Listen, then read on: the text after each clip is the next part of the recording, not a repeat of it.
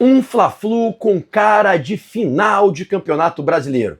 É assim que o Flamengo encara esse jogo de quarta-feira à noite no Maracanã e caso o mais querido vença o rival tricolor, dará um passo colossal rumo à concretização do seu sonho de se tornar a primeira equipe do país campeã do Campeonato Brasileiro.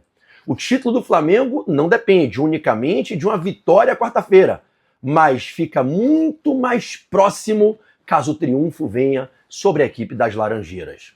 O Flamengo enfrenta pela quinta vez no ano o Fluminense. Ano em que o Flamengo está invicto contra o rival.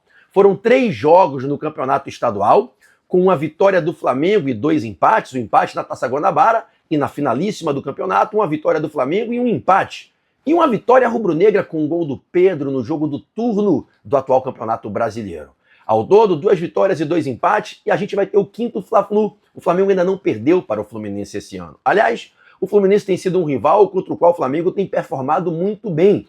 É freguês que chama. Nos últimos 13 jogos, o Fluminense só venceu uma única vez o Flamengo. E foi no Brasileirão do ano passado, o Felipe Luiz estava estreando, aquele 2-0 ali, e foi a única vitória do Fluminense nos últimos 13 confrontos. 6 vitórias rubro-negras, 6 empates e uma única vitória da equipe Pó de Arroz. O Flamengo terá reforços para esse jogo. Ao que tudo indica, Léo Ortiz e Jorginho, que formam a espinha dorsal do jogo por dentro, do corredor central, da saída de bola do time do Felipe Luiz, estarão de volta à equipe titular. Treinaram hoje, voltando de um período longo de inatividade, recuperados de uma lesão, treinaram com o grupo Noninho e a chance é muito grande de estarem em campo. Há também uma esperança que o Pedro já possa ser relacionado para o banco e quem sabe, a depender das circunstâncias do jogo, já entre no segundo tempo para fazer aquele primeiro teste, voltar a bater na bola, se movimentar em campo com a tala no braço. O Pedro tomou muito leite, tome ele Piracanjuba e o Pedrão Guilherme está voltando.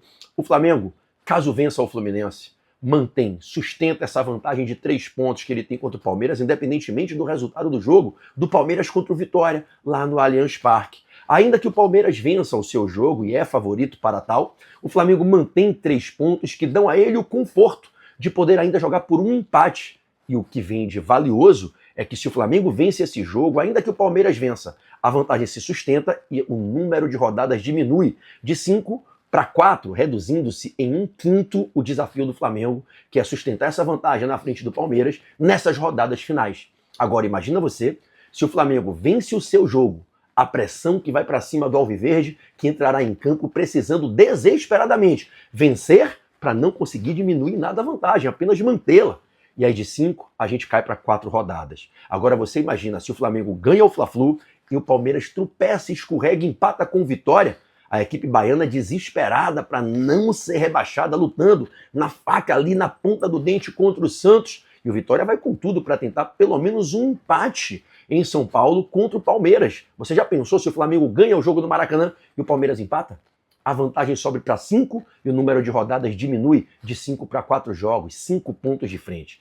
Isso significa que se essa combinação acontecer, uma vitória do Flamengo no Fla-Flu e um empate do Palmeiras tropeçando contra o rubro-negro baiano, o Flamengo passa a ter o direito de, nos 4 jogos finais, poder empatar 2 das 4 partidas e ainda assim bater campeão brasileiro.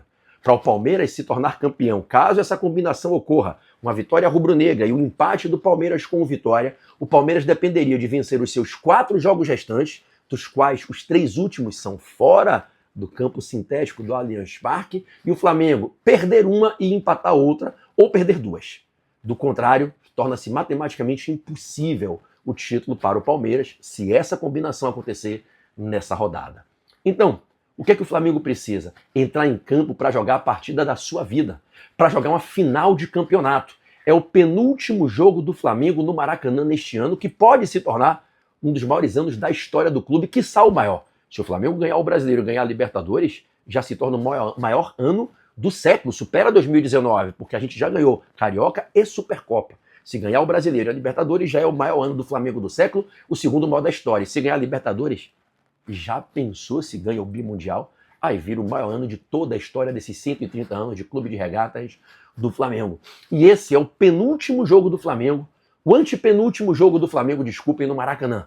O penúltimo é contra o Red Bull Bragantino, no sábado. E o último contra o Ceará, quando estivermos voltando da final de Lima, da Libertadores em Lima. E eu espero que estejamos voltando tetracampeões da Libertadores. Dá até um arrepio só de pensar nisso. Faltam 12 dias para essa histórica final, a revanche de Montevidéu, o jogo, a batalha do tetra, para a gente, quem sabe, conquistar esse tetra da Libertadores. Mas, voltando a falar de brasileiro, o Flamengo precisa vencer o Fluminense. A torcida do Flamengo hoje fez uma movimentação gigantesca para comprar todos os ingressos destinados a ela no setor norte do Maracanã, comprou em peso ingressos nos setores mistos, a torcida do Flamengo estará presente, vai gritar, vai cantar alto, vai empurrar o time, vai jogar junto e nessa reta final o Flamengo pega um viés de alta. O Felipe deve ter alguns reforços que estão com as seleções sul-americanas jogando hoje, amanhã, os amistosos, e a gente deve ter o retorno de alguns deles, que talvez sejam relacionados e talvez estejam no banco do Maracanã. Carrascal, Arrascaeta, Varela, Gonzalo Plata, a gente pode ter alguns desses atletas, Matias Vinha, integrando o rol de relacionados.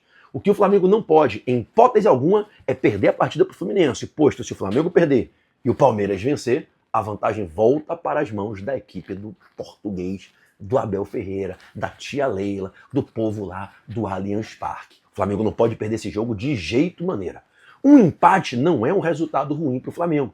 O Flamengo tem a possibilidade de descartar uma vitória com um empate e se vencer os outros 4 jogos é campeão, mesmo que o Palmeiras vença as suas 5 partidas, o que eu particularmente não acredito que vai acontecer. O Palmeiras fora do Allianz Parque, eu tenho falado para vocês nas nossas lives, lá no nosso canal do YouTube, nos vídeos aqui do Instagram, o Palmeiras fora do Allianz Parque é um time muito inconsistente. O Palmeiras não consegue performar fora de casa como performa no seu campo sintético, no seu campo de plástico, com aquela pressão em cima da arbitragem que eles fazem nos jogos do Allianz. O Palmeiras nos últimos 5 jogos fora de casa só venceu 1, meus amigos.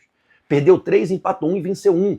O Palmeiras perdeu para o Santos, perdeu para o Mirassol, tomou uma goleada da LDU. Então o Palmeiras não é um time fora de casa que consegue repetir, pelo menos nesse ano, ao longo de todo o ano, a mesma regularidade que tem em casa. E o Palmeiras vai jogar os seus 3 últimos jogos fora do Allianz Parque, contra o Atlético Mineiro, contra o Grêmio e contra o Ceará. Grêmio, antes da final da Libertadores, na terça-feira, dia 25 de novembro.